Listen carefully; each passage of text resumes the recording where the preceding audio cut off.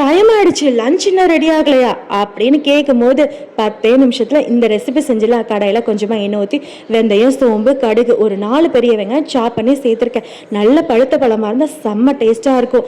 தக்காளி 6-7 சேர்த்து மஞ்சத்தூள், உப்பு இதெல்லாம் வதக்கி விட்டுட்டு தக்காளியில் இருக்க தண்ணியே போது, இருந்தாலும் கொஞ்சமாக வந்து தண்ணி ஆட் பண்ணி அவன் கொதிச்சு அப்படியே வந்து சுறுசுறுன்னு இழுக்கும் போது கொஞ்சமாக மிளகாத்தூள், மல்லித்தூள். அட இவன் தாங்க மெயினான ஹீரோ. ஃபுல்லாக ஆம்லெட்டாக வந்து போடாமல் ஒரு ஆஃப் பாயில் மாதிரி ஒரு ஷேப்பில் வந்து மடித்து விட்டு உள்ளர வேகக்கூடாது, அப்படியே 1 by 1 எடுத்து வச்சுக்கலாம். இந்த சைடு கருவேப்பிலை சேர்த்து அப்படியே அந்த ஆம்லெட் இருக்குல்ல அதே வந்து அப்படியே தம் போடுற மாதிரி வந்து போட்டுவிட்டு 1 minute கழித்து அப்படியே அந்த மசாலா கூட வந்து திருப்பி கேஸை வந்து ஆஃப் பண்ணிடலாம். இன்னும் லஞ்ச் ரெடி ஆகலை அப்படின்னு வந்து கேட்கும்போது இந்த ரெசிப்பியை அப்படியே சுட சுட சாதம் கூட இந்த ஆம்லெட் தொக்க வச்சு கொடுத்து பாருங்க. வேற எதுவும் தொட்டுக்க கேட்க மாட்டாங்க.